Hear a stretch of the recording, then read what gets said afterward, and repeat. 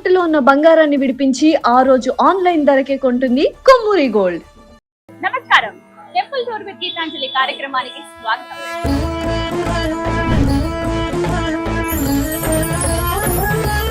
అమ్మ అని ఆర్తిగా పిలిస్తే చాలు భక్తుల పాలిట కొంగు బంగారంగా వెలసిల్లే తల్లి ఆమె. భక్తులపై ఎల్లలు లేని ప్రేమను కురిపించి తనని నమ్మిన వారి ఇంట కష్టమనేది రాకుండా చూపే దేవత ఆమె రేణుకా ఎల్లమ్మ తల్లి. ఆ తల్లి కొలువైన క్షేత్రమే ఎల్లమ్మ పోచమ్మ దేవస్థానం మల్కంపేట.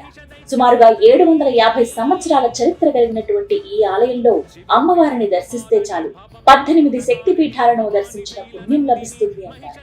ఇక ఆలస్యం ఎందుకు, వెళ్ళి ఆ అమ్మను దర్శించుకుందాం.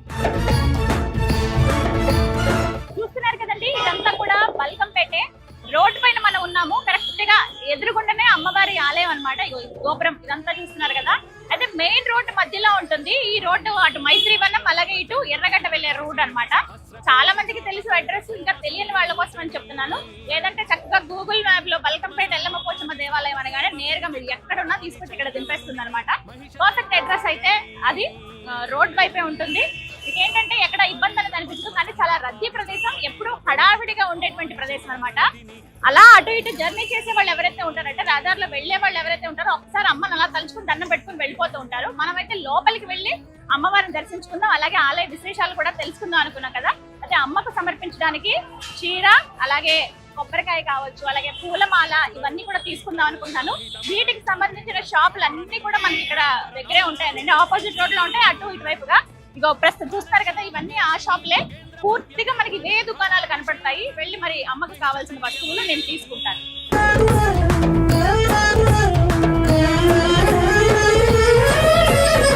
అమ్మకి సమర్పించడానికి చీర, గాజులు, పసుపు, కుంకుమ, రవిక, అలాగే పూలమాల, కొబ్బరికాయ, ఇవన్నీ తీసుకున్నానండి. ఆలస్యం ఎందుకు, ఎప్పుడెప్పుడు వెళ్ళి అమ్మని దర్శించుకుందామా అన్నంత కుతూహలంగా ఉంది నాకు. చాలా సందడిగా ఉంది, చాలా మంది భక్తులు ఉన్నారు. అవన్నీ కూడా విజువల్స్ చూడండి, అలాగే అమ్మ దర్శనానికి వెళ్దాం.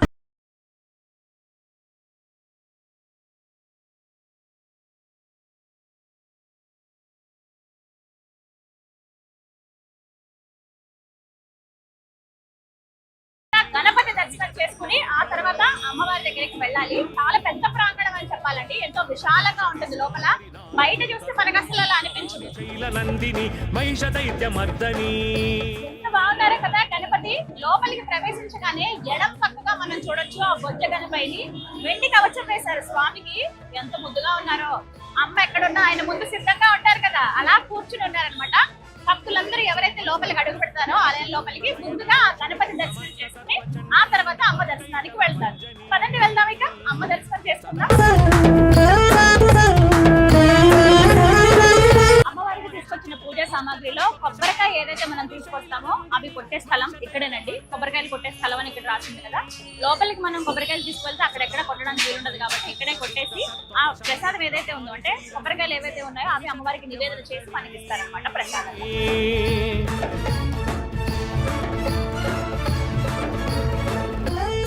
లోపలికి వెళ్తూ ఉన్నాం మనం. ఇంకా అంతరాలయం ఇంకా లోపల కొంచెం దూరంగా ఉంటుందండి. అమ్మవారి లోపలికి దిగి మనం దర్శనం చేసుకోవాలి. అయితే బయట మనం కొబ్బరికాయ కొట్టి అలా లోపలికి వస్తూ ఉన్నాం కదా. ఇక్కడ కుడివైపుగా టికెట్ కౌంటర్ చూడొచ్చు, ఇటువైపుగా వచ్చేదంతా కూడా ఫ్రీ దర్శనం లైన్ అండి, సర్వదర్శనం అనమాట. ఉచితంగా అమ్మవారిని ఎవరైతే ఆర్థికంగా వెచ్చించలేని వాళ్ళు ఉంటారో, ఇలా ఎవరైతే భక్తులకి ఉచితంగా దర్శన భాగ్యం అందిస్తున్నారు, ఇదే సర్వదర్శనం క్యూ అనమాట. అలాగే ఎవరైతే కొంచెం స్పెషల్ దర్శనం ఉంటుంది, 50 రూపాయల టికెట్ ఉంటుంది. టికెట్ తీసుకుని అలా లోపలికి వెళ్ళొచ్చు. మనం టికెట్ తీసుకున్నాము, వెళ్దాం పదండి. మంగళమాంగళ్యేశ్వరే సర్వార్థ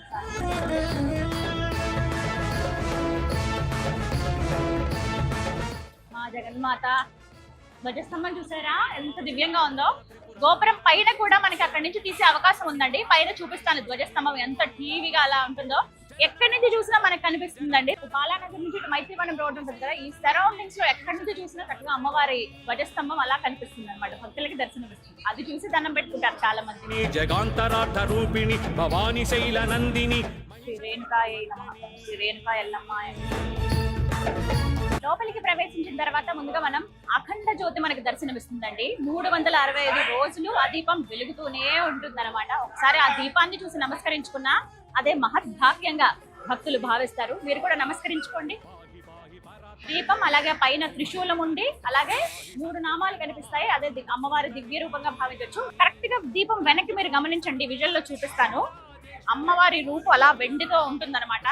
అమ్మే అలా కూర్చుందంటే ఆ జ్యోతిలో అమ్మవారిని దర్శించి తరించండి అన్నట్లుగా ఇక్కడ మనకు ఆ దివ్య జ్యోతి, ఆ అఖండ దీపం కనబడుతుంది. భక్తులు ఎవరైతే ఎల్లమ్మ పోచమ్మ దేవాలయానికి వస్తారో ఖచ్చితంగా ఈ అఖండ జ్యోతి కూడా నమస్కరించి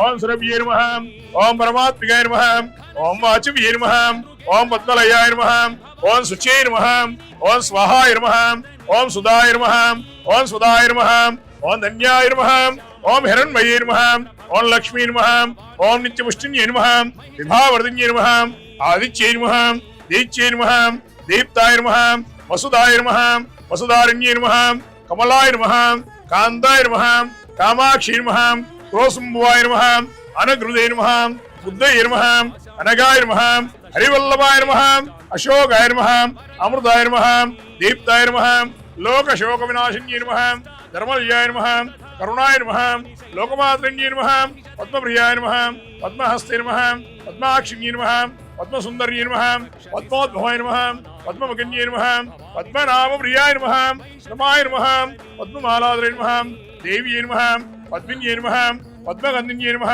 पुण्यगन्धाय नमः, सुप्रसन्नाय नमः, ज्ञानपूर्वक नमस्कारं शक्ति अक्षतां समर्पयामि। देवी प्रसादं शक्ति सर्वकार्य मनोवाञ्छित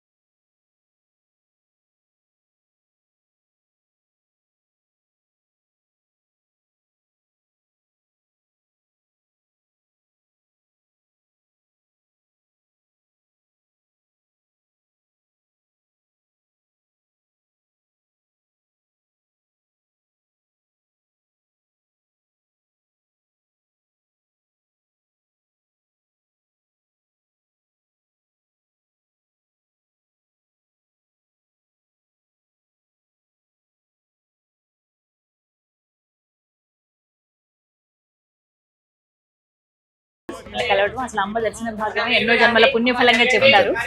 అమ్మవారి గురించి అలాగే ఈ క్షేత్ర మహత్యం గురించి మీ మాటల్లో. ఇది 700 సంవత్సరాల చరిత్ర గల అమ్మవారి టెంపుల్ అమ్మ. ఇది ఇదంతా పూర్వం బావి ఉండేది. బావిలో అమ్మవారు వెలిసిందన్నమాట. ఇక్కడ అమ్మవారి శిరస్సు దగ్గర నుంచి ఎప్పుడు జలం వస్తూ ఉంటుంది. ఇక్కడ ఆ జలం తీసుకెళ్లి స్నానాలు చేస్తే అట్లాంటి చర్మవ్యాధులు ఉన్నా, సంతానం కావాలని సంతానం కావడం, ఇట్లా ఆరోగ్యాలన్నీ బాగుండడం అన్ని జరుగుతుంటాయి. పొద్దున చాలా మంది ఇక్కడ నుంచి జనం ఆ నీళ్లు తీసుకొని అమ్మవారి పసుపు తీసుకెళ్లి రాసుకొని స్నానాలు చేస్తూ ఉంటారు. అట్లా ఒక 5 వారాలు చేస్తే అట్లాంటివన్నీ కూడా తగ్గిపోతాయి. చాలా దివ్యంగా ఉండదు. ఇప్పుడు అమ్మవారు ఉన్నదంతా బావేనండి. ఈ కవచం కింద శిలా విగ్రహం ఉంటుంది. రోజు నిత్యం అభిషేకం చేస్తారు. ఇక్కడ 365 రోజులు ఎప్పుడు అభిషేకం ఉంటుంది. వేరే గుళ్ళలో శుక్రవారం కానీ వారం ఒక రోజు ఉంటుంది. ఇక్కడ ఎప్పుడు 365 రోజు ఉదయాన 5 గంటలకు అభిషేకం ఉంటుంది. ఏదైనా ఉత్సవాలప్పుడు 4 గంటలకి అభిషేకం చేసి ఇట్లా అలంకారం చేసి భక్తులకు దర్శనమిస్తాం. కవచం ఏదైతే ఉందో కింద మాత్రం అమ్మవారి రూపం శిలా విగ్రహం ఉంటుంది. అమ్మవారు అలాగే వెలిసినట్టుగా ఉంటుంది, పడుకున్నట్టుగా వెలిసినట్టుగా ఉంటుంది. పడుకునే ఉంటారు, నిద్రపోతున్నట్లుగా కనిపిస్తారు. పడుకుని కనిపిస్తారు, కళ్ళు అలా తెరిచి అట్లా ఉంటుంది. కింద స్వయం అట్లాగే చూస్తున్నట్టుగా ఉంటుంది. ఇప్పుడు పైన ఉన్నటువంటి పైన ఉత్సవమూర్తి అమ్మవారికి జనాలకు కనపడదు కదా అని చెప్పేసి పైన ఉత్సవమూర్తి పెట్టేసి అమ్మవారికి కింద మూల విరాట్, పైన ఉత్సవమూర్తి 2 విగ్రహాలు దర్శనమిస్తాయి. ఇక్కడ జరిగేటువంటి విశేష కార్యక్రమాలు పూజలు ఏంటంటే ఇక్కడ ప్రతి ఆదివారం మంగళవారం ఎప్పుడు బోనాలు జరుగుతూనే ఉంటాయమ్మా. అన్ని చోట్ల ఇయర్లీ వన్స్ ఉంటాయి. ఇక్కడ ప్రతి ఆదివారం 365 రోజులు బోనాలు కూడా ఎక్కుతూనే ఉంటాయి అమ్మవారికి. ప్రతిరోజు అంటే ప్రతిరోజు ఈ రోజు ఆ రోజు ఈ రోజు వచ్చిన వాళ్ళు మళ్ళీ సంవత్సరానికి వచ్చేస్తారు ఇక్కడ. అంటే అంత జనం వస్తుంటారు. మీరు పొద్దున్న చూస్తూ ఉంటారు ఎంత జనం ఉన్నారో. అట్లా కంటిన్యూగా ప్రతి ఆదివారం మంగళవారం శుక్రవారం ఉంటూనే ఉంటుంది. ఆదివారం మంగళవారం శుక్రవారం. జగన్మాత ఎంత చక్కటి దర్శనం జరిగిందోనండి. ఎక్కడికి వెళ్ళినా అమ్మ తన దివ్య దర్శనాన్ని అనుగ్రహిస్తూనే ఉంటుంది. అలాగే ఇక్కడ కూడా బల్కంపేట ఎల్లమ్మ పోచమ్మ దేవస్థానం ఎప్పుడో అనుకున్నానండి, కానీ ఇన్నేళ్లు పట్టిందా హైదరాబాద్ వచ్చిన తర్వాత అమ్మ దగ్గర రావడానికి? అంటే ఇన్నేళ్ళు ఆమె ఎందుకు ఆగిందో అని అనిపించింది. లేట్ అంటే ఆలస్యం అవుతున్న కొద్దీ అది అమూల్యమైనది అంటారు కదా, నిజమే. అంతటి అమూల్యమైన దివ్యమైన దర్శన భాగ్యాన్ని అమ్మ ఇవాళ అనుగ్రహించింది. నాతో పాటు మీరు కూడా దర్శనం చేసుకున్నారు కదా, నిజంగా నాకైతే ఎంత సంతోషం అనిపించింది. నా మొహం చూస్తేనే మీకు అర్థమై ఉంటుంది. ముందు రావడమే వచ్చాను ప్రశాంతంగానే అనిపించింది. ఆలయంలోకి రాగానే ఆ పాజిటివ్ వైబ్ అందుకుంటాం కదా, హడావిడి. ఆదివారం అండి, ఆదివారం మంగళవారాలు చాలా విశేషంగా ఉంటుంది ఇక్కడ. అందుకేనేమో నేను రావాలనిపించింది ఆదివారం రోజే.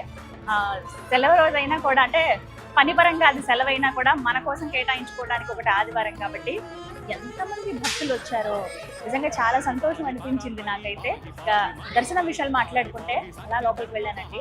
ఏదో నా చేతులతో నా శక్తి కొలది నాకు తోచినంత అమ్మకి సమర్పించుకున్నాను. చీర, రవిక, గాజులు, పూలమాలలు అవన్నీ కూడా. కానీ అమ్మ తిరిగి నాకు ఎప్పుడు అంటే అమ్మ అని ఒక్క మాట పిలిస్తే చాలంట. యాదేవి సర్వభూతేషు మాతృ రూపేణ సంస్థిత నమస్తస్యే నమస్తస్యే నమస్తస్యే నమో నమః అంటూ అమ్మను మనం కొలుచుకుంటాం, కీర్తిస్తూ ఉంటాం కదా. అందుకు తగ్గట్టుగానే అమ్మ దర్శనానికి వెళ్తే మన ఇంటి ఆడపిల్ల వచ్చింది అన్నట్టుగా నాకు చూసారా చీర సారే పెట్టింది. ఎంత సంతోషం అనిపించిందో. అమ్మ మెడలో అలంకరించినటువంటి పూలమాలు ఇచ్చారు, నా మెడలో వేశారు. మీకు విజువల్లో కూడా చూపిస్తాను. అయ్యగారితో కాసేపు మాట్లాడాము, ఆలయ విశేషాలు తెలుసుకున్నాను. కానీ ఇక్కడ మనం ఎక్కడా ప్రపంచంలో చూడని విధంగా అమ్మవారు బావిలో ఆవిడ ఉద్భవించిందే అలాంటి, వెలిసిందే బావిలో. ఇప్పుడు మనం నుంచున్నదంతా కూడా గట్టు పైన అనమాట. కిందకి దిగి వెళ్లాల్సి ఉంటుంది. మీరు చూసుంటారు, మెట్ల నుంచి అలా దిగి చాలా మంది దర్శనం చేసుకుని ఉంటారు. ఎవరైతే దర్శనం చేసుకోలేదో వారి కోసం ప్రత్యేకంగా చెప్తున్నాను, ఖచ్చితంగా రండి. మెట్ల నుంచి అలా కిందకి దిగి వెళితే లోపలికి ఉంటుంది, అక్కడ బావిలో అమ్మవారు దర్శనం ఇస్తారు. పైన మనకి విగ్రహ రూపం, అంటే అమ్మవారు అలా ఇలా పడుకున్న రూపంలోనే ఉంటారు కాబట్టి కళ్ళు తెరిచే ఉంటుంది ఆవిడ. పైన అంతా కూడా బంగారు కవచం వేశారనమాట. తల్లి మోము ఎంత దివ్యంగా ఉంటుందో. ఆ కవచం మొత్తం పూల మధ్యలో ఆ బంగారు తల్లి అలా భక్తులకు దర్శనం ఇస్తూ ఉంటుందండి. పైన అంటే దూరం నుంచి చూసే భక్తులకి అమ్మవారు అలా కనిపించరు కాబట్టి, పడుకుని ఉంటారు కనపడరు కాబట్టి అమ్మవారు అలా కూర్చుని ఉన్నట్టుగా ఒక విగ్రహం రూపం అనేది మనం పైన చూస్తాము. బుజ్జి తల్లి బంగారు ఆభరణాలు వేసుకుని పూలమాలలతో అలంకరించుకుని ఎంత దివ్యంగా ఉందో అమ్మవారు. అయితే చాలాసేపు నాకు అక్కడ కూర్చునే అవకాశం దక్కింది. అలాగే మీ అందరికి కూడా ఆ విజువల్స్ చూసే అవకాశం దక్కింది. నోట్లతోటి అలంకరణ చేస్తారు, స్వీట్స్ తోటి అలంకరణ చేస్తారు, అలాగే పుస్తకాలతోటి, పెన్నులతోటి, గాజులతోటి, చీరలతోటి ఇలా రకరకాలుగా అమ్మని అలంకరిస్తారు. అసలు అప్పుడైతే ఇంకా రెండు కళ్ళు సరిపోవంతే చూడ్డానికి. చుట్టూ కూడా వెండి కవచంలాగా వేసేశారు. అష్టాదశ శక్తి పీఠాల రూపంగా భావించే ఆ ఎల్లమ్మ తల్లిని దర్శనం చేసుకుని చుట్టూ కూడా అష్టలక్ష్మిని మనం అక్కడ దర్శించుకోవచ్చు. ఓవైపుగా ఏమో లక్ష్మమ్మ, మరోవైపు ఏమో సరస్వతమ్మ, మధ్యలో ఆదిపరాశక్తి కదా ఆవిడ. ఇక్కడ ముఖ్యంగా చెప్పాలి, శాక్తేయులు ఈ అమ్మవారిని చిన్నమస్తాదేవిగా, అంటే దశమహావిద్యల్లో చిన్నమస్తాదేవిగా భావించి ఇక్కడ పూజలు చేస్తారండి. ఎల్లమ్మ అంటే అందరికీ దేవతే కదా, ఎల్లరకు దేవతే ఈ ఎల్లమ్మ తల్లి అని అంటారు. రేణుకా ఎల్లమ్మ దర్శన భాగ్యం అనేది శక్తిపీఠాలు ఏవైతే ఉంటాయో వాటన్నిటి దర్శించినటువంటి భాగ్యం అని చెప్తారనమాట. మొత్తంగా అమ్మ ఇచ్చినటువంటి సారే ఇది. ఇవాళ చాలా సంతోషం అనిపించింది.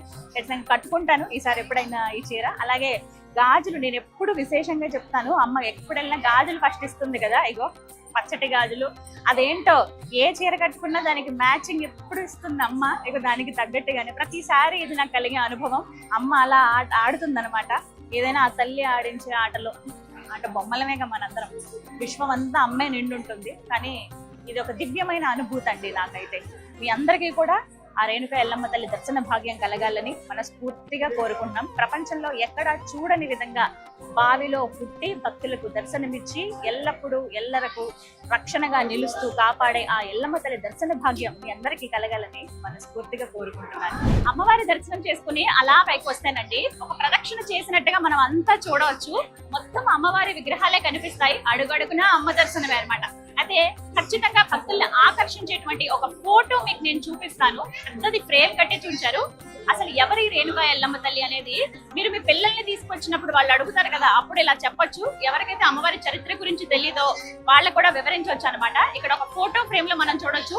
ఇక్కడ చూడండి, చక్కగా పూలమాలలతో అలా అలంకరించారు. చాలా పెద్ద ఫోటో ఫ్రేమ్. దర్శనం చేసుకుని బయటికి రాగానే మీరు ఇలా నడుచుకుంటూ వెళ్తూ ఉంటే మీకు కనిపిస్తారండి. ఇక్కడ చూడండి ఫోటో ఫ్రేమ్ ఎంత బాగుందో. ఇక్కడ ఒక శ్లోకం కూడా ఉంది అమ్మవారిది. కృతేతు రేణుకాదేవి త్రేతాయాం జనకాత్మజాం ద్వాపరే ద్రౌపదీ దేవి కలౌ వాసవి కన్యకం. అంటే కృతయుగంలో రేణుకాదేవి అని అర్థం. అలాగే త్రేతాయుగంలో జానకి మాత అంటే సీతమ్మ తల్లి కదా త్రేతాయుగంలో. అలాగే ద్వాపర యుగంలో ద్రౌపదీ దేవి, కలియుగంలో వాసవి కన్యకా పరమేశ్వరి. అన్ని కూడా అమ్మవారి రూపాలే అని చెబుతూ ఆ ఫోటో ఫ్రేమ్ లో మీరు గమనించండి, ఓవైపు జమదగ్నుల మహర్షి వారు, అలాగే పరశురాముల వారు ఉంటారు, ఎల్లమ్మ తల్లి ఉంటారు, అలాగే రేణుకా అమ్మవారు. వీళ్ళందరినీ కూడా మీరు అక్కడ దర్శనం చేసుకోవచ్చు అనమాట. చాలా అద్భుతమైన ఫోటో ఫ్రేమ్. అండ్ వాటితో పాటుగా ఇలా విగ్రహాలు, ప్రతి విగ్రహానికి చక్కటి తిలకం ఉంటుంది. అంటే పెద్ద బొట్టు బిళ్ళ పెడతారు, అలాగే ముక్కు కూడా అవన్నీ అలంకరించి ఉంటాయండి. చాలా దివ్యంగా ఉంటాయి మొత్తం అన్ని విగ్రహాలు కూడా. అంటే అమ్మవారి వచ్చి అలా కూర్చుందా అన్నట్టుగా మనకి ఇక్కడ దర్శనం ఇస్తారనమాట. చూడండి, కుంకుమ భరణితో అలా కూర్చుందాం. ఆలయం లోపల మనం ప్రదక్షిణ చేస్తూ అన్ని విగ్రహాలు చూస్తున్నాం కదండి, అమ్మవారి రూపాలు. ఇక్కడ కనపడుతుంది కదా, ఇది గర్భాలయం అనమాట. ప్రధానంగా అమ్మవారు కొలువై ఉన్నది అక్కడే. ముందు ఇదంతా కూడా బావిలా ఉండేది. ఇంత గట్టు ఏదైతే ఉందో ఇక్కడి నుంచి అమ్మవారిని చూసి పూజలు చేసుకుని వెళ్ళిపోయేవాళ్ళంట. కానీ ఇప్పుడు మన అదృష్టం, అమ్మ దగ్గరికి వెళ్ళి దర్శనం చేసుకునే భాగ్యం. అమ్మవారు ఉన్నటువంటి గర్భాలయానికి చూడండి, చుట్టూరు కూడా పైనంతా కూడా పెద్ద రాజగోపురం అలా కనిపిస్తుంది మనకి, ప్రధాన గోపురంలా కనపడుతుంది. చుట్టూ కూడా అమ్మవారి రూపాలండి. ప్రతి రూపానికి కూడా దివ్యంగా అలంకరణ అనేది చేశారు, రంగురంగులుగా తీర్చిదిద్దారు. అదొక ఎత్తు అయితే, దాంతో పాటుగా అమ్మవారి రూపాలన్నిటికీ కూడా చక్కగా తిలకం ఉంటుంది, ముక్కు పుడకలు ఉంటాయి, గాజులతోటి మాలలాగా వేశారు. ప్రతి విగ్రహాన్ని, ప్రతి అమ్మ రూపాన్ని మీరు గమనించండి ఎంత దివ్యంగా ఉంటుందో. చూడండి,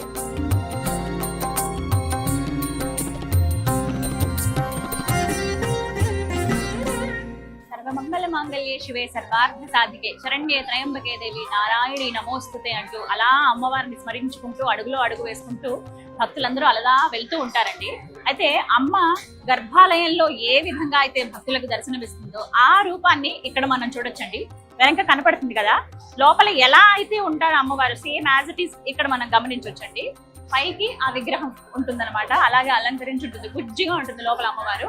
అలాగే బావిలో వెలిసింది కదా ఆవిడ, ఎలా అయితే శయన స్థితిలో అమ్మవారు కనపడిందో అలాగే ఇక్కడ కూడా ఉంటారనమాట. అంటే లోపల దగ్గర నుంచి చూడలేకపోయాం అనుకున్న వాళ్ళు, మళ్ళీ అమ్మని చూద్దాం అనుకునే వాళ్ళు ఇక్కడికి వచ్చి దర్శనం చేసుకుని ఇక్కడే చక్కగా ఫోటోలు దిగి వెళ్తూ ఉంటారు అనమాట.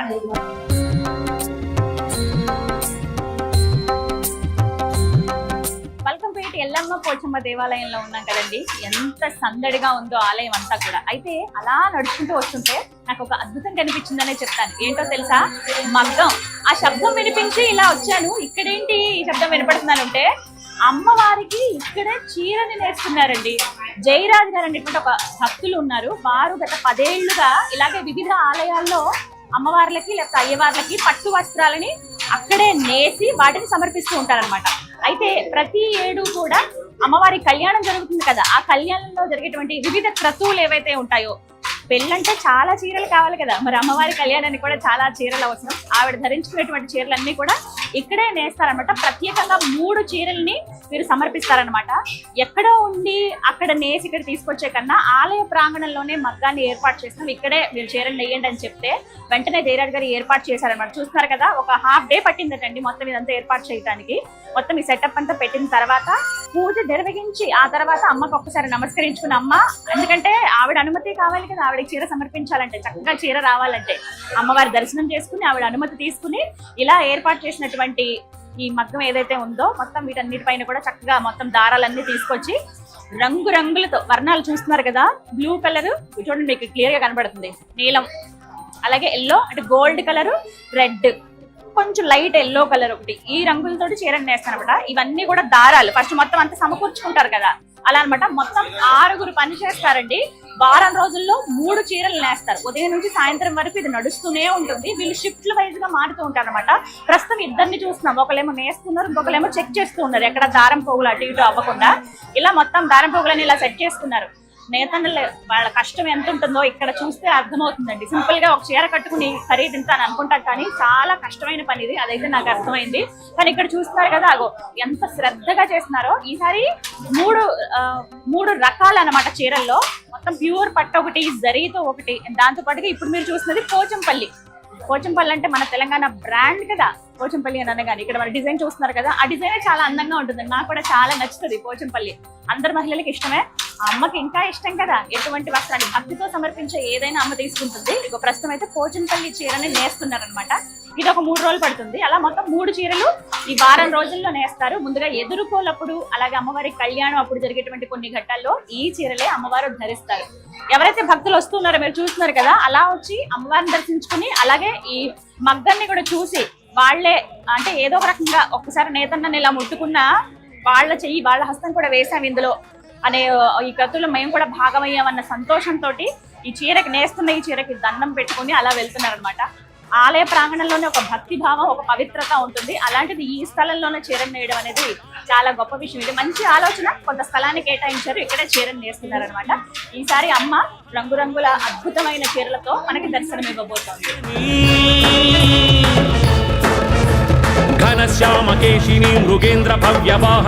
అలా అమ్మవారి దర్శనం చేసుకొచ్చిన తర్వాత ఇక్కడ ఉపాలయాలుగా మనం చూస్తామండి. పోచమ్మ వారి దేవాలయం. ఇదిగో చిన్ని మందిరంలో అమ్మవారు ఎంత దివ్యంగా కనిపిస్తున్నారో చూడండి.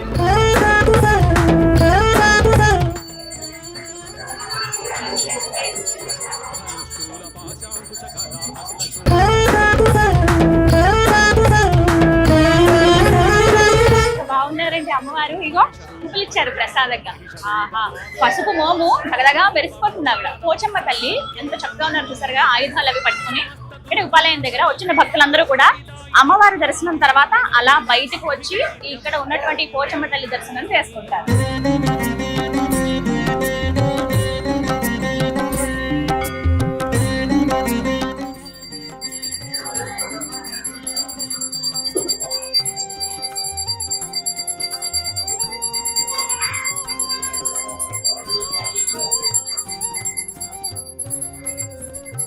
పోచమ్మవారి దేవాలయం పక్కనే నాగదేవత ఆలయం అండి. ఇక్కడ కూడా ఇదొక ఉపాలయంగా చెప్తారు. ఇక్కడే అమ్మవారిని కూడా మనం దర్శించుకోవచ్చు.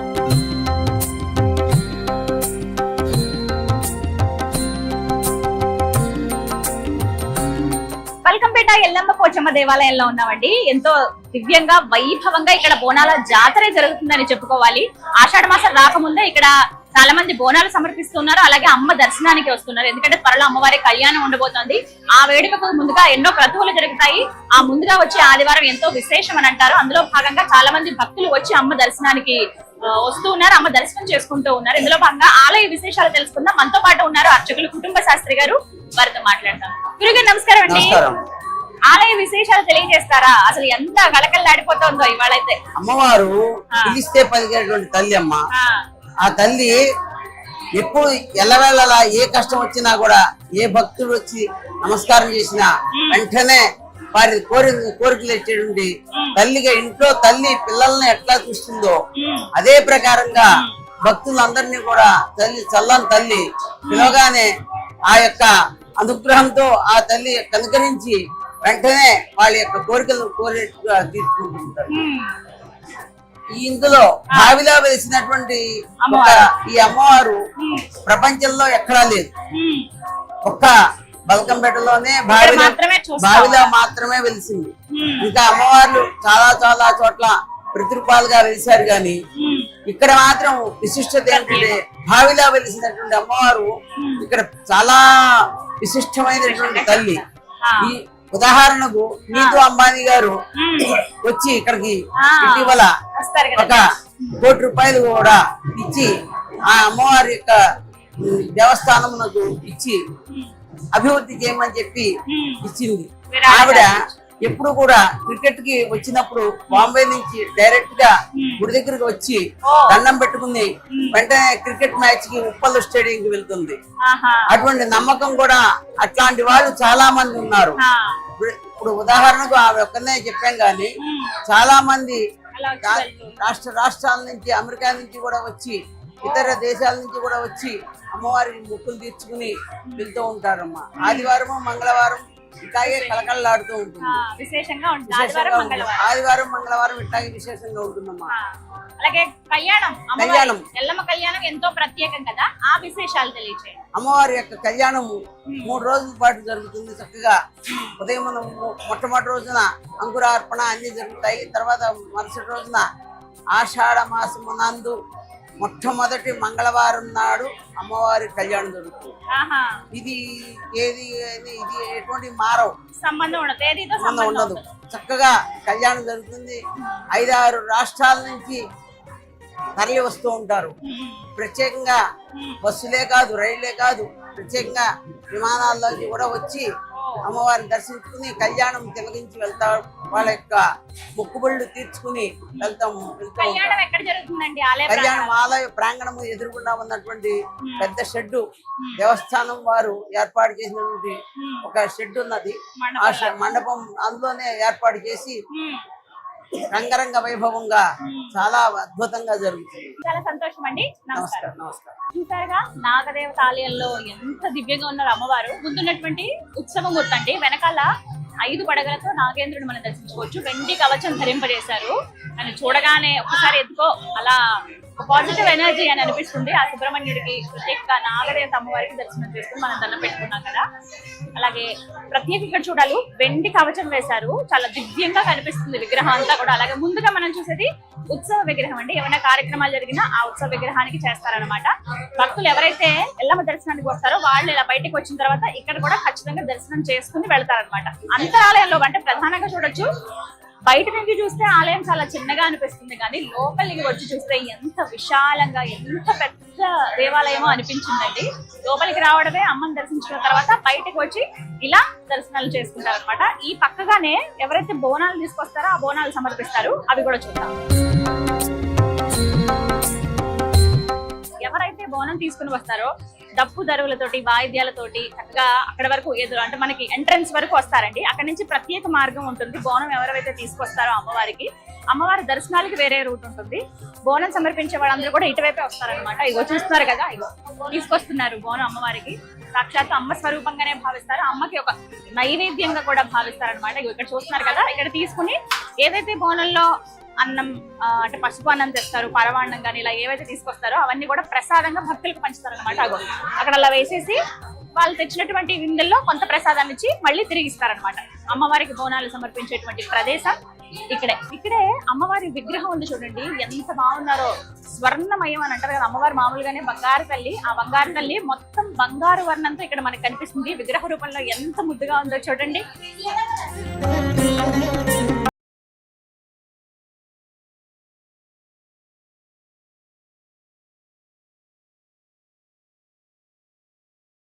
దేవస్థానానికి ఎంతో మంది భక్తులు ప్రతినిత్యం వస్తూ ఉంటారండి. ప్రత్యేకంగా చెప్పాలి, కేవలం హైదరాబాద్ నుంచి కాదు, అలాగే చుట్టుపక్కల తెలంగాణ మాత్రమే కాదు, వేరే వేరే రాష్ట్రాల నుంచి అలాగే ఇతర దేశాల నుంచి కూడా భక్తులు వచ్చి అమ్మవారిని దర్శించుకుని వెళ్తారు.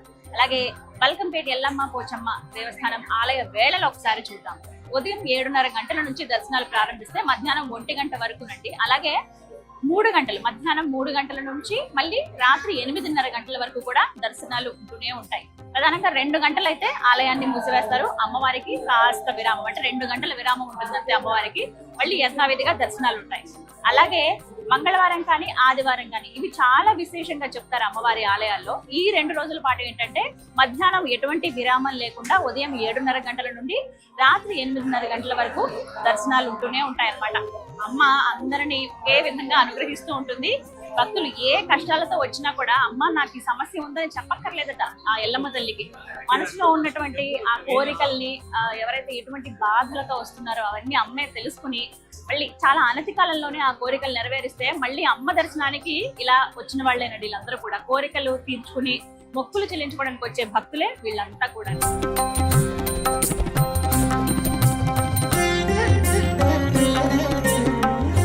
బల్కంపేట ఎల్లమ్మ పోచమ్మ దేవాలయంలో ఉన్నామండి. అడుగడుగున అమ్మవారి దర్శనమే. ఇక్కడ ప్రత్యేకంగా ఇక్కడ మనం గమనించవచ్చు అమ్మవారి అద్దాల మండపం. ఆ బంగారు తల్లి అద్దాల మండపంలో ఉయ్యాల్లో అలా ఊగుతూ భక్తులందరికీ కూడా దర్శనమిస్తూ ఉంటుంది. మీరు కూడా దర్శించుకోండి. ఎంత బాగున్నారో అమ్మవారు కదా. పూర్తిగా ఇదంతా కూడా అద్దాల మండపం అండి. చుట్టూ మొత్తం అద్దాలే మనకు కనిపిస్తాయి. అయితే ఈ అద్దాలు ఏంటంటే కాస్త పసుపు రంగులో అంటే గోల్డ్ కలర్ లో ఉంటాయి అనమాట. అందుకే మనం ఒకటి గోల్డెన్ టెంపుల్ లాగా బంగారు భవనం అనమాట, ఒక బంగారు గది. ఆ బంగారు గదిలో అమ్మవారు అలా ఉయ్యాల్లో కూర్చుని ప్రశాంతంగా ఆవిడ ఊగుతూ ఉంటుంది అనమాట. విశేష సేవలు ఉంటాయి వీటికి కూడా. మనం ఒకసారి ఈ వివరాలు కనుక్కుంటే ఈ సేవల్లో కూడా భక్తులు కూడా పాల్గొనొచ్చండి. కానీ ఎవరైతే అమ్మవారిని దర్శించుకుని అలా బయటకు వస్తారో ఉపాలయాలు గుండా పోచమ్మను నాగదేవతను దర్శించుకుని ఆ తర్వాత అద్దాల మండపంలో ఉన్న ఈ బంగారు తల్లిని కూడా భక్తులు దర్శించుకుంటారు.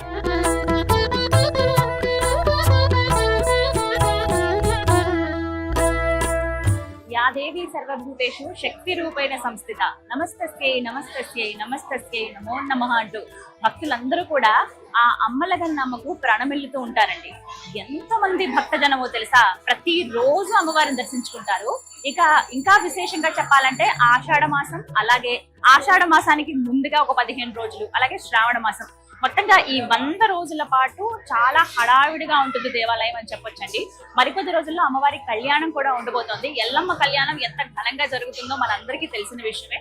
అయితే విశేషంగా చెప్పాలి, దేవాలయంలో అంటే బల్కంపేటలో ఉన్నటువంటి ఎల్లమ్మ పోచమ్మ దేవాలయంలో ఎల్లమ్మ కళ్యాణం జరుగుతుందండి. అందులో భక్తులు కూడా పాల్గొనవచ్చు. ఆ కళ్యాణం నిర్వహించేది ఇక్కడే అన్నమాట. అంటే వారంలో చూసుకుంటే ఆదివారం, మంగళవారం, అలాగే పౌర్ణమి, అమావాస్య మినహా నెలలో మిగతా అన్ని రోజులు కూడా అమ్మవారికి నిత్యం కళ్యాణం జరుగుతుంది అనమాట. ఇగో ఇక్కడ చూస్తారు కదా, ఉత్సవ మూర్తులు ఎవరైతే ఉన్నారో, అంటే ఎవరికైతే కళ్యాణం జరుగుతుందో ఆ ఉత్సవ విగ్రహాలు ఏవైతే ఉన్నాయో మూర్తులు, వాటిని ఇక్కడ మనం దర్శించుకోవచ్చు. ఆలయ ప్రాంగణంలోనే ఉపాలయాలను అలా దర్శించుకుంటూ అద్దాల మండపం ముందుగానే కొంత స్థలం ఉంటుంది, ఇక్కడే ఉంటారన్నమాట. ఒకసారి వీక్షించండి. ఇగో అమ్మవారు, అలాగే జమదగ్ని మహర్షి. అందరికీ తెలుసు కదా, మొత్తం ఎల్లమ్మ తల్లి కథ గాని ఆ కథనం గాని పూర్తిగా వింటే మనసు చలించిపోతుందండి. ఒకసారి విన్నా అంటే దాదాపుగా చూసుకుంటే మనకి ఉన్నటువంటి పద్ధతుల్లో శాక్తేయంలో చూస్తే అమ్మవారిని చిన్నమస్తాదేవిగా చెబుతారండి. అంటే దశ మహావిద్యల్లో ఉన్న అమ్మవారిగా అమ్మవారిని కొలుస్తారు. అలాగే వైష్ణవంగా చూస్తే పరశురామ తల్లిగా చూస్తారు. అండ్ దాంతో పాటుగా మనకి మామూలుగా శైవుల ప్రకారంగా చూస్తే పార్వతీ మాతగా అమ్మవారిని కొలుస్తారనమాట. ఇక్కడ జమదగ్ని మహర్షి గారు అలాగే ఎల్లమ్మ తల్లి ఇద్దరిని ఇలా మనం ఒకే దగ్గర వీక్షించవచ్చండి. ఇక్కడే కళ్యాణం జరుగుతుంది అనమాట.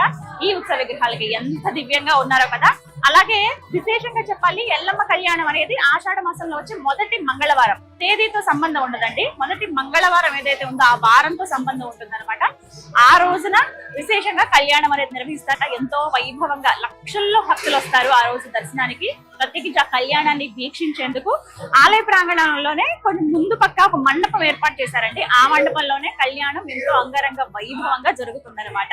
ఎంతైతే ఎక్కడైతే కళ్యాణం జరుగుతుందో ఆలయ ప్రాంగణంలో మిగతా రోజుల్లో, నెలలో మిగతా రోజుల్లో జరిగేటువంటి కళ్యాణం ఇక్కడే. ఇగో చూస్తున్నారు కదా, ఎల్లమ్మ తల్లి అలాగే జమదగ్ని మహర్షి వారు శివపార్వతులుగానే వీరిని కొలుస్తారండి. అమ్మవారు ఎంత దివ్యంగా ఉన్నారో చూడండి. చక్కగా పెద్ద కళ్ళు, చక్కటి పొట్టు, అలాగే తిరుమందహాసం, ముక్కుపుడకలు గాని, చేతిలో ఆయుధాలతో పూలమాలలతో అలంకరించారు అమ్మవారిని.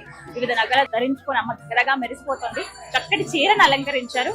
అలాగే ప్రత్యేకంగా చెప్పుకోవాలి, బాసికలు ఉన్నాయి చూసారా, అంటే పెళ్లి కూతురు పెళ్లి కొడుకు కదా మనం చూస్తాం. అంటే కళ్యాణం ఇక్కడే జరుగుతుంది. ఇంకా జీలకర్ర బెల్లం ఉంది. అంటే ఇవాల్టి రోజున కళ్యాణం కూడా నిర్వహించారనమాట. అందుకే మనకు గుర్తుగా మనం ఇక్కడ చూడొచ్చు. జమదగ్న మహర్షి వారు కూడా ఇక్కడ వస్త్రాలు, పట్టు వస్త్రాలు, తెల్లటి వస్త్రాలు వారికి ధరింపజేశారు. ఇలాగే ఉంటుందండి ఆకృతి, ఈ విధంగా ఉంటుంది. లోపల కూడా మీరు చూడొచ్చు, త్రిశూలం లాగానే ఉంటుంది అనమాట. అదే స్వామి వారిగా ఇక్కడ కొలుస్తారనమాట. ప్రధానంగా ఇది ఎల్లమ్మ తల్లికి అంకితం చేయబడిన దేవాలయం. అలాగే పోచమ్మ తల్లి, అలాగే నాగదేవతలు కూడా మనం వీక్షించవచ్చు. ప్రధానంగా ఎక్కడ చూడని విధంగా, ప్రపంచంలో మనం ఎక్కడ చూడని విధంగా బావిలో అమ్మవారి ఇక్కడ దర్శనమిస్తారండి. ఇటువంటి విశిష్టత ఉన్న ఆలయం మనం ఇంకెక్కడ వీక్షించమన్నమాట. ఇక అమ్మవారి ఇలా విగ్రహ రూపంలో మాత్రం ఇలా మనకి ఇక్కడ దర్శనమిస్తారు. ఎవరైతే భక్తులు ఆలయంకి వస్తారో వారి ఖచ్చితంగా ఈ ప్రదేశానికి రండి. ఇంకొక ముఖ్యమైన విషయం ఏంటంటే, భక్తులు కూడా ఇలా ఎల్లమ్మవారి కళ్యాణంలో పాలు పంచుకోవచ్చు అనమాట. దర్శనం చేసుకోవచ్చు. కళ్యాణం చేయించుకోవాలి మేము కూడా అనుకున్న వాళ్ళకి 1100 రూపాయల టికెట్ ఉంటుందండి. చెప్పాను కదా, మంగళవారం, ఆదివారం, అలాగే అమావాస్య, పౌర్ణమి మినహా మిగతా అన్ని రోజుల్లో ఎవరైనా ఆసక్తి ఉంది, మేము అమ్మ అనుగ్రహం పొందాలనుకుంటున్నాము, వివాహం కోసం చూస్తున్నాము, సంతానం కోసం కావచ్చు, ఉద్యోగంలో మార్పు కావచ్చు, లేకపోతే ఉద్యోగంలో పదోన్నతి కానీ, ఏవైతే వ్యాపారాల్లో అభివృద్ధి కానీ, ఇలా ఎవరైతే కోరుకుంటారో, కావాలని అనుకుంటారో వాళ్ళు అమ్మవారి కళ్యాణం జరిపించుకుంటారు. ఒక్కోసారి అలా జరిపించుకోవాలంటే మీకు వివరాలు అనేవి తెలియజేస్తారండి ఆలయ కమిటీ వారు. కనుక్కుని మీరు చక్కగా కళ్యాణంలో కూడా పాల్గొనవచ్చు.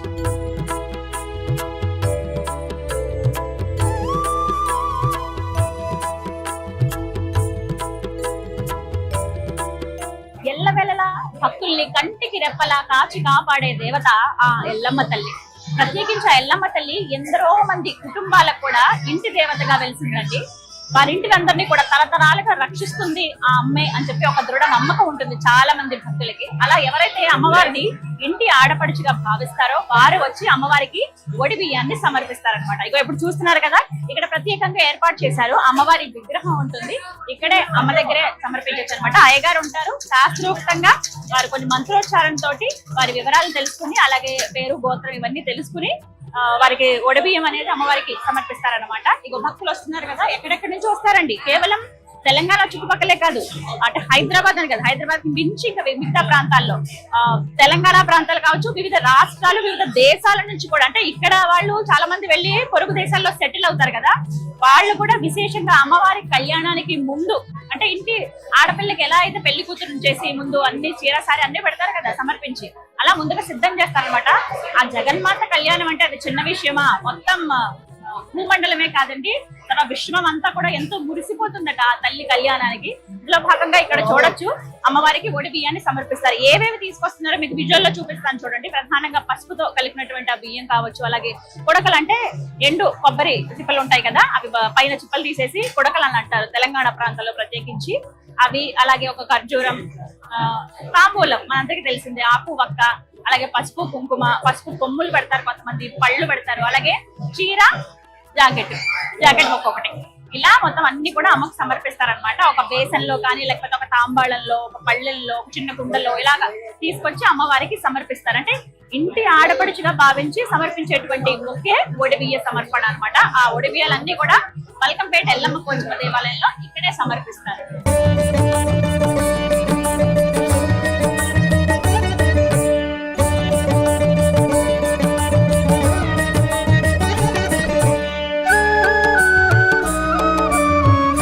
గాజులు గ్రీన్ కలర్, ఎప్పుడు వెళ్ళినా సరే నాకు ఖచ్చితంగా అమ్మ మ్యాచింగ్ ఇస్తుంది కదా, అలా ఈసారి కూడా గ్రీన్ కలర్ వచ్చింది అనమాట. థ్యాంక్స్ అమ్మకి. ఆ రేణుకా ఎల్లమ్మ దర్శనం జన్మ జన్మల పుణ్యఫలంగా భక్తులు భావిస్తారండి. అలాగే అమ్మవారి ప్రసాదం కోసం భక్తులు పోటీ పడతారనే చెప్పుకోవాలి. ప్రత్యేకంగా బల్కంపేటలో ఉన్నటువంటి ఎల్లమ్మ పోచమ్మ దేవస్థానంలో అమ్మవారి దివ్య ప్రసాదంగా లడ్డు, 2 రకాల లడ్డూలు ఉంటాయండి, బెల్లం లడ్డు, చక్కెర లడ్డు, అలాగే పులిహోర, వడ ప్రసాదంగా అందిస్తారనమాట. అన్ని కూడా అందరూ వెచ్చించగలిగే ధరలోనే ఉంటాయి. 15 రూపాయలు, 20 రూపాయలు, 25 ఇలానే ఉంటాయి. ప్యాకెట్స్ రూపంలో అందిస్తారు. వచ్చిన భక్తులందరూ కూడా అమ్మ దర్శనం చేసుకుని ఆ దివ్య ప్రసాదాన్ని తీసుకుని ఇక్కడే చక్కగా ప్రసాదాన్ని సేవించి వెళుతూ ఉంటారు. భక్తులపై ఎల్లలు లేని ప్రేమను కురిపించి ఎప్పుడు వారి పాటిన కొంగు బంగారంగా వెలసిల్లుతోంది ఆ ఎల్లమ్మ తల్లి. అటువంటి ఆ తల్లికి కానుకగా ఇలా తులాభారం ఉంటుందండి. ప్రత్యేకంగా ఆలయ ప్రాంగణంలోనే మీరు గమనించవచ్చు. ఇక్కడ చూస్తున్నారు కదా, ఇవి తులాభారం అన్నమాట. భక్తులు మొక్కుకుంటారండి. బెల్లం గాని లేకపోతే బియ్యం గాని, వాళ్ళ ఎత్తు లేకపోతే వాళ్ళు ఎన్ని కేజీలు ఉంటారు అంతగా నాణాలు గాని, ఇలా దానికి తగ్గట్టుగా రుసుము గాని, ఎంతో కొంత డబ్బులు గాని అమ్మవారికి సమర్పించి వెళ్తారనమాట. ఇలా ఎంతో మంది భక్తులు అమ్మవారికి మొక్కులు చెల్లించుకుంటారు. బల్కంపేట ఎల్లమ్మ పోచమ్మ దేవస్థానంలో ప్రస్తుతం మనం ఉన్నామండి. ఆలయ ప్రాంగణం ఎంత విశేషమో కదా. ఇక్కడ చూస్తున్నారు కదా, నిత్య హోమం జరిగేటువంటి యాగశాల అండి. ప్రతిరోజు రేణుక అమ్మవారి మహామూల మంత్రంతో ప్రతిరోజు యాగం నిర్వహిస్తారు. ఆ యాగం జరిగేటువంటి స్థలం ఇక్కడే. అలాగే విశేషంగా చండీ హోమం నిర్వహిస్తారు ప్రతి పౌర్ణమికి కూడా. అలాగే కొన్ని వివిధ సందర్భాల్లో ఏవైతే యాగాలు చేస్తారో ఆలయం బయట మీరు చూడొచ్చు, అంటే ప్రాంగణం లోపలే బయట చూడొచ్చు. అక్కడ యాగశాల ఉంటుంది, అక్కడ వివిధ హోమాలు అవన్నీ నిర్వహిస్తారనమాట. ప్రధానంగా చండీ హోమం, ఎక్కువ మంది భక్తులు పాల్గొన్నారు అన్నప్పుడు అక్కడ హోమాలు నిర్వహిస్తారు. అలాగే ప్రతిరోజు చేసేటువంటి యాగం ఖచ్చితంగా అమ్మవారికి ఏదైతే యాగం చేస్తారో రేణుకా అమ్మవారి మహామూల మంత్రంతో ఆ యాగం జరిగేది ఇక్కడే. ఒకసారి అక్కడ అమ్మవారి దివ్య విగ్రహం ఉంది, అమ్మవారి రూపం ఎలా ఉందో చూడండి. అలాగే ఆ హోమగుండాన్ని కూడా ఒకసారి దర్శించుకోండి.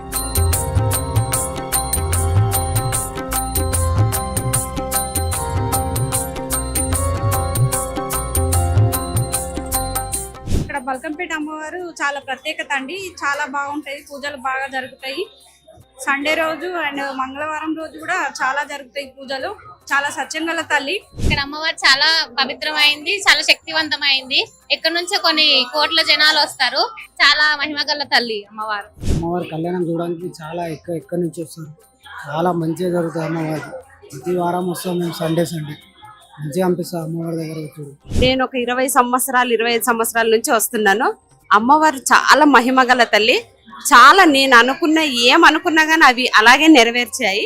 అంటే ఈ టెంపుల్ కి రావడానికి చాలా ప్రశాంతంగా ఉంటుంది. ఈ టెంపుల్లో ఉంటే మాత్రం మనము ఎంత ప్రశాంతత అంటే ఏ బాధలు వచ్చినా అమ్మవారి దగ్గర చెప్పుకోవాలి అనే ఒక ఆలోచన కూడా వస్తుంది. తప్పకుండా అందరూ రండి, అందరూ దర్శనం చేసుకోండి. చాలా అంటే చాలా మహిమగల తల్లి. అమ్మవారి దర్శనానికి నేను ఫస్ట్ టైం వచ్చాను ఈరోజు. అసలు ఈరోజు అనుకోకుండా అమ్మవారి దర్శనానికి వచ్చినాము. దర్శనం కూడా చాలా మంచిగా అమ్మవారిని దర్శనం చేసుకోవడం జరిగింది.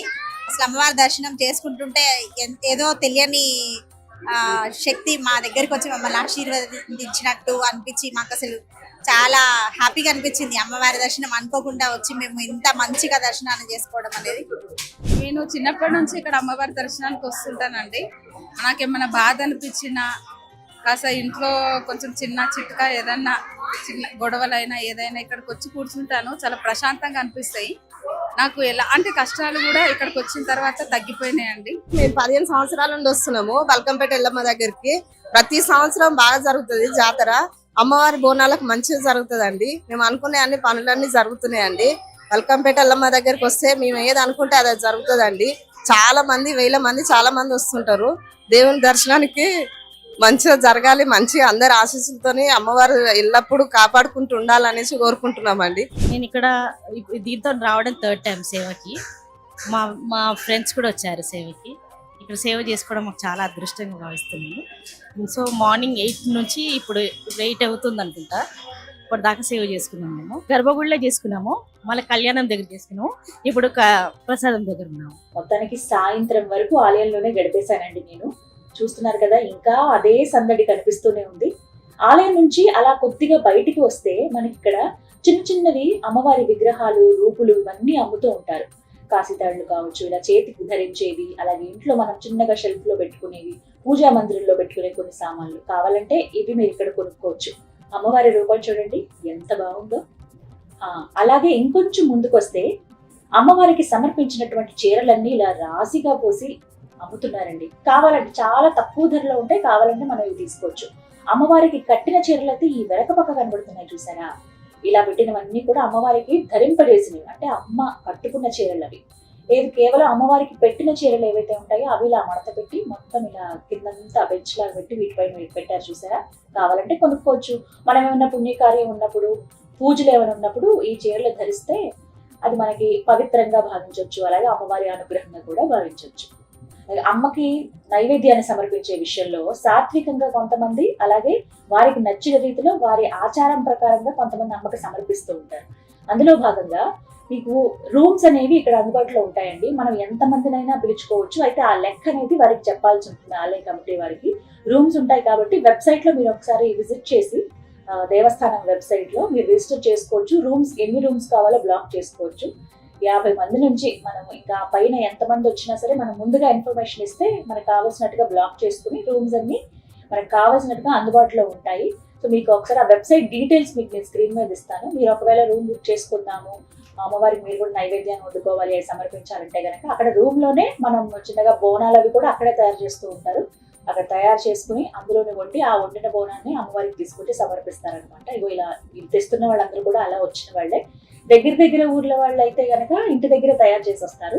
దూరం నుంచి వచ్చే వాళ్ళు చక్కగా ఇలా రూములు కూడా తీసుకోవచ్చు అనమాట. అన్ని కూడా అందుబాటు ధరలోనే ఉంటాయి.